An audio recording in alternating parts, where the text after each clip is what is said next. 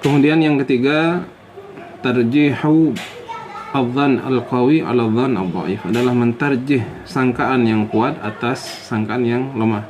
Wa dzalika ka tarjihil hadits alladhi ittafaqa alaihi syaikhan ala ma infrada bihi ahaduhuma, seperti mentarjih hadis yang bersepakat siapa Imam Bukhari dan Muslim asy-syaikhan ala ma infrada bihi ahaduhuma, atas hadis yang bertafarrud siapa salah satu dari keduanya. Aw rawahu ghairuhuma, atau yang diriwayatkan oleh selain mereka. Jadi kalau ada hadis yang satu diriwayatkan oleh Imam Bukhari saja, kemudian yang satu diriwayatkan oleh keduanya, maka yang kita menangkan adalah yang ittafaqa alaihi syaikhan, yang diriwayatkan oleh Imam Bukhari dan Muslim. Kalau ada sesuatu yang diriwayatkan oleh Imam Bukhari dan Muslim, itu dimenangkan atas yang diriwayatkan oleh selain mereka, karena kitab Imam Bukhari dan Muslim ini adalah salah satu kitab yang sahih ya, dua kitab sahih setelah Al-Quranul Karim. Kemudian wa katarjihil Bukhari ala Muslim wa Muslim ala ghairihi, dan seperti mentarjih kitabnya Imam Bukhari atas Imam Muslim dan kitab Imam Muslim dirojihkan atas kitab-kitab lainnya. Jadi kalau Al-Bukhari dan Muslim, kita mentarjih atau memilih Bukhari, baru Muslim. Kalau yang Muslim dengan yang lainnya, kita dahulukan Imam Muslim. Kemudian yang keempat, yurajjahu al-qiyasul jali ala al-qiyasil khafi, dirojihkan qiyas yang jali atas qiyas yang khafi. Wa dzalika ka tarjihi qiyasil illah, seperti merojihkan qiyas illah ala qiyasid dilalah aw syibih, atas qiyas dilalah dan qiyas syibih. Jadi qiyas itu kan ada tiga, yang seperti yang sudah saya jelaskan kemarin. Maka qiyasul illah, yang illahnya itu jelas, seperti al-iskar, jelasnya itu illahnya jelas ya, antara misalkan antara bir dan khamr itu sama-sama memabukkan, yaitu iskar, maka itu disebut qiyasul illah. Maka hukum bir itu menjadi haram karena dikiaskan kepada khamr. Itu didahulukan atas qiyas yang dilalah atau syibih yang sudah saya jelaskan pada bab qiyas kemarin. Kemudian yang kelima, minal murajjahat kathratur ruwah, dan sesuatu yang bisa merajihkan juga itu adalah kathratur ruwah, adalah banyaknya perawi, wa uluwil isnad, dan sanad yang tinggi. Yang dimaksud sanad yang tinggi di sini ya, apabila perawi hadis itu jumlahnya sedikit antara mukharrij dan Rasulullah, misalkan hanya berjumlah tiga rawi atau tiga tabaqah, maka itu disebut hadis yang ali, yang sanadnya tinggi. Tetapi misalkan hadis itu sampai ada 6 tabaqah, 6 rawi antara mukharrijnya dengan Rasulullah, itu disebut hadis nazil ya, apabila duanya dibandingkan. Nah, maka yang ali itu didahulukan atas hadis nazil. Wa fiqhur rawi, dan didahulukan juga fikihnya rawi, pengetahuannya rawi, wa ilmuhu bil arabiyah, dan ilmunya rawi, pengetahuannya rawi bil arabiyah, atas bahasa Arab. Wa husnu i'tiqadihi, dan bagusnya i'tiqadnya, akidahnya. Wa kaunuhu, dan adanya rawi tersebut min kibari sahabah wa ghairu dzalika, dan adanya rawi tersebut termasuk dari golongan kibar as-sahabah, pembesar-pembesar sahabat, dan selain itu. Kemudian yang keenam, wa minal murajjahat tarjihul musnad alal mursal, termasuk dari murajjahat, hal-hal yang bisa menjadi penguat ya, merojihkan sesuatu, adalah merojihkan yang musnad alal mursal ya. Yang musnad, hadis yang musnad didahulukan atas hadis mursal ya. Musnad ini maksudnya hadisnya bersambung sampai Rasulullah, sedangkan yang mursal ini terjadi keterputusan pada sanadnya, tabaqah sahabat ya. Kemudian wal marfu' alal mauquf, dan didahulukan hadis marfu' itu atas hadis mauquf. Kemudian wal hadis alladzi rawa bil lafzi alal marwi bil ma'na, dan didahulukan hadis yang diriwayatkan dengan lafaz atas hadis yang diriwayatkan dengan makna.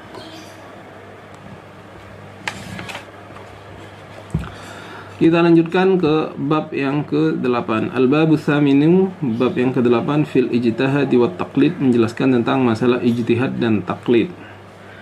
Al-ijtihad lughatan, ijtihad secara bahasa, huwa istifragul wus'i fi bulughil gharadi adalah istifragul wus'i, mengerahkan segala daya upaya fi bulughil gharadi untuk sampai kepada tujuan. Wastilahan, sedangkan secara istilah, huwa istifragul juhdi fi darkil ahkam asyarqiyah, adalah mengerahkan segala daya upaya fi darkil ahkam asyariyah untuk mengetahui hukum-hukum syariah. Jadi ijtihad itu ya, mengerahkan daya upaya agar sampai kepada ijtihad itu kepada hukum-hukum syariah, mengetahui hukum syariah dari masalah tertentu. Wal mujtahidu, adapun mujtahid, huwal faqih al-mustafri li wus'ihi fi tahsilil hukm syar'i, adalah seorang faqih, orang yang pandai dalam masalah agama, al-mustafri li wus'ihi, yang mengerahkan kemampuannya fi tahsilil hukm syar'i, untuk memperoleh hukum syariat, untuk sampai kepada hukum syariat itu. Nah, jadi mujtahid ini orang yang mengerahkan seluruh daya upayanya agar sampai kepada hukum syariat itu. Kemudian selanjutnya dijelaskan sifatul mujtahid. Sifatul mujtahid wal ijtihadu la yakunu bi ay yad'i al-insanu annahu mujtahid bi mujarrad qira'atihi li ba'di ulumi syar'i. Ijtihad itu tidaklah hanya ya, atau wal ijtihad la yakun, ijtihad itu tidak terjadi bi ayyad da'il insan, seseorang itu memproklamirkan dirinya annahu mujtahid, bahwasanya dia mujtahid bi mujarrad, dengan hanya qiraatihi, membacanya insan tersebut, li ba'di ulumi syar'i, bagi sebagian ilmu syariat. Jadi ijtihad, kata beliau Syekh Hasan, itu bukan orang yang memproklamirkan dirinya sebab dia membaca mengetahui sebagian ilmu syariat. Walau kana hafizan lil kitab was sunnah ala iftiradi wujudihi al-yawm. Walau kana hafizan lil kitab was sunnah, walau sekalipun kana hafizan lil kitab, orangnya hafal Al-Quran was sunnah, dan hafal hadis, ala iftiradi wujudihi al-yaum, kalau kita andaikan mujtahid itu ada pada zaman kita. Kan di zaman kita sekarang nih ada orang yang hafal Al-Quran, hafal hadis, kemudian dia membaca beberapa ilmu syariat. Itu kata beliau bukan mujtahid. Fahifdus sunnah syai'un, maka menghafalkan sunnah itu syai'un, adalah suatu perkara. Wa kaifiyatu istimbatil ahkam minha syai'un akhar, dan metode untuk istimbat ahkam, mengeluarkan hukum, minha dari sunnah itu, syai'un akhar, adalah perkara yang lain. Jadi walaupun orangnya hafal Quran, hafal sunnah, hafal hadis-hadis Nabi, mengetahui beberapa ilmu syariat, itu belum pasti itu dia disebut mujtahid, karena kata beliau menghafalkan sunnah itu suatu perkara, dan ijtihad atau istimbat ahkam syariah dari sunnah itu, atau dari kitab dan sunnah itu, suatu yang lain. Wa innama yakunul mar'u mujtahidan bisyurut. Nah, kata beliau ini, wa innama, dan hanya saja, yakunul mar'u, ada seseorang itu mujtahidan, menjadi mujtahid, bisyurutin, ada syaratnya. Apa saja? Wa min syurutil mujtahid, dan ialah termasuk syarat-syarat mujtahid, yang pertama al-bulughu wal aqlu, orangnya baligh dan berakal. Jadi orang yang tidak berakal tidak masuk dalam sifat atau syurut mujtahid. Yang kedua al-adalah, sifat adil ya. Adil ini kalau dalam bidang hadis terutama adalah sifat dia beragama Islam begitu ya. Kemudian mulazamat taqwa, dia bertakwa kepada Allah, meninggalkan dosa-dosa, kemudian menjaga muru'ah. Itu kemudian sifatnya adalah, dan juga kalau dalam hadis ditambah dengan ya itu tadi, mulazamat taqwa, kemudian menghindari maksiat, bertakwa kepada Allah, menghindari maksiat, kemudian menjaga muru'ah, menjaga nama baiknya. Muru'ah itu seperti apa ya? Tidak, naudzubillah ya, misalkan kencing sembarangan, kan tidak muruah orang yang seperti itu, di tembok-tembok gitu ya, dan lain-lain ya, meludah sembarangan dan lain-lain yang menjatuhkan muruah atau muruah seseorang. Baik, itu adalah. Kemudian yang ketiga, fiqhun nafsi adalah fiqhun nafsi. Apa itu fiqhun nafsi? Huwa malakatun tahsulu lil mar'i bituliz zaman. Adalah malakah, sebuah kompetensi ya, yang dihasilkan oleh seseorang bituliz zaman, dengan waktu yang sangat panjang. Wasobri alal ilmi, dan sabar atas memperoleh ilmu. Wa mulazamatil ulama, dan melazimi ulama, berkumpul bersama ulama. Wal wuqufi ala aqwalil mujtahidin minas salaf, dan mengetahui qaul-qaul mujtahid yang dari salaf. Wa ma'rifati wajhi aqwalihim, dan mengetahui sisi pendapat mereka, artinya kenapa mereka berpendapat demikian. Kemudian wa munaqashatiha, dan itu didiskusikan. Wa hiya fawqa hadza kullihi syai'un jibilli 'alal aghlab, dan hal ini yang sudah kita sebutkan, di atas itu semua ada syai'un jibilli, sesuatu yang sudah menjadi watak karakter, alal aghlab, menurut biasanya ya. Jadi fiqhun nafsi ini, walaupun kita disebutkan tadi malakatun tahsulu lil mar'i bituliz zaman, kemudian dia mencari ilmu, mulazamah ulama, mengetahui pendapat para mujtahid dari golongan salaf, tetapi di atas itu semua disebutkan, kata beliau, ini syai'un jibilli, ini adalah sesuatu yang bersifat karakter, la yata'atta bil kasab, kama qala Imamul Haramain, tidak bisa diusahakan, sebagaimana pendapatnya Imam Haramain. Jadi fiqhun nafsi ini berat. Jadi seperti Imam Syafi'i, seperti Imam Ahmad ibn Hanbal, seperti Abu Hanifah, Imam Malik, itu pilihan dari Allah Subhanahu wa ta'ala, karena memang dalam karakter dirinya terkumpul hal-hal ini, dan ditakdirkan oleh Allah Subhanahu wa ta'ala untuk menjadi imam yang mujtahid. Walaupun pintu ijtihad ini tidak pernah tertutup ya, silahkan kita belajar ilmu syariah, siapa tahu syai'un jibilli itu ditakdirkan Allah ada pada Anda sekalian. Allahu a'lam. Baik, itu fiqhun nafsi yang sangat berat ini, persyaratan sangat berat ya. Tapi intinya ya harus tetap belajar gitu ya, jangan berhenti belajar.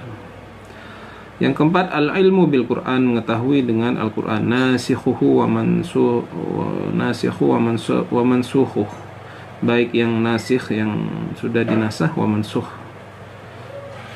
yang menasah dan yang dinasah ya.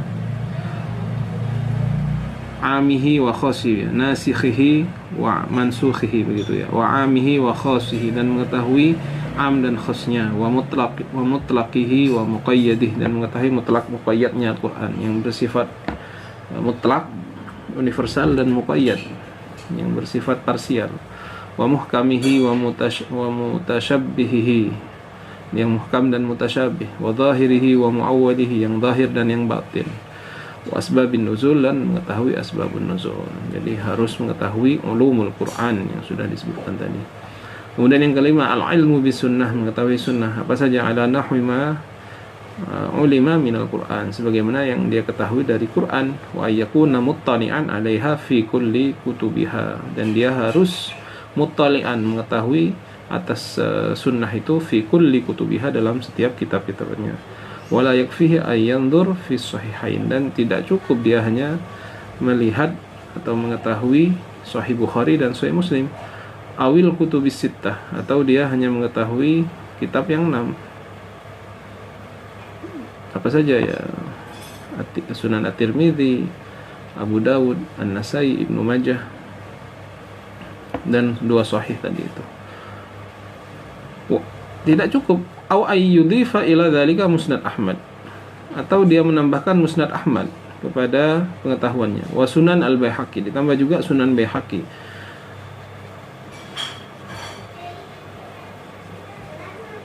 Wa mustadrak al-Hakim, ditambah juga dengan mustadraknya Imam al-Hakim, au ma syabaha dzalik, atau kitab-kitab yang seumpama itu.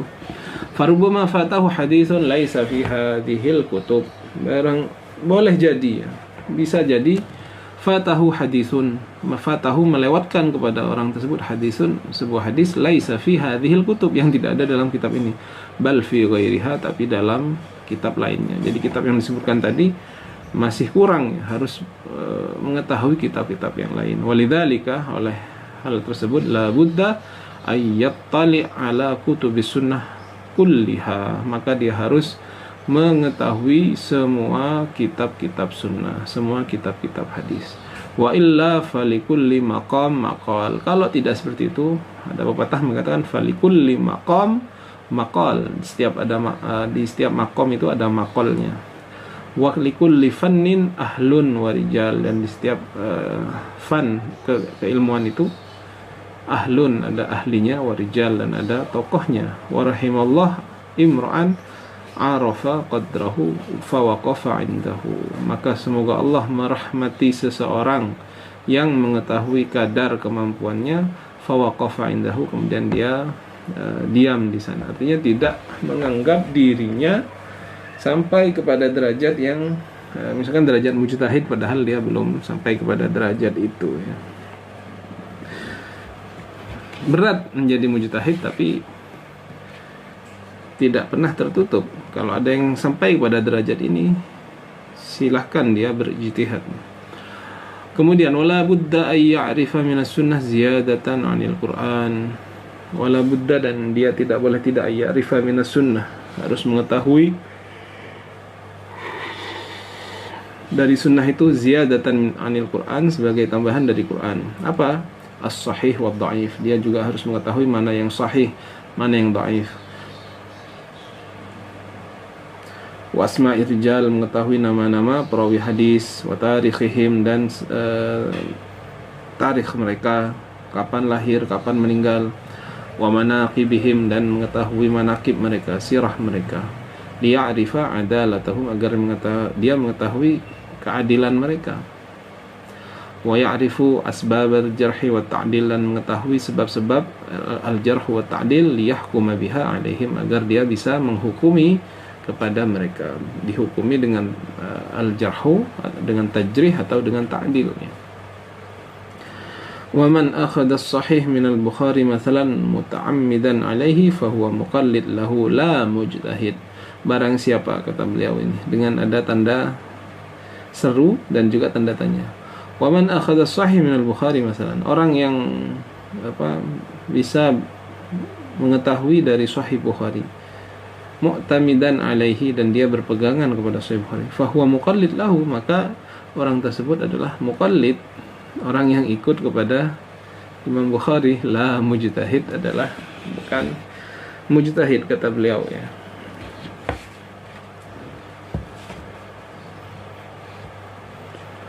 Kemudian yang kedua, ma'rifatu masailil ijma' hatta la yakhriquha, dia mengetahui masalah-masalah ijma' sehingga dia tidak melampaui apa yang sudah menjadi ijma' ulama. Yang ketujuh, ma'rifatu usulul fiqh, dia harus belajar usul fiqh. Nah, ini pentingnya Anda belajar ya usul fiqh. Siapa tahu di antara kita, di antara kalian ada yang menjadi ahlun bil ijtihad ya. Siapa tahu. Tetapi syaratnya berat, belajarnya lama.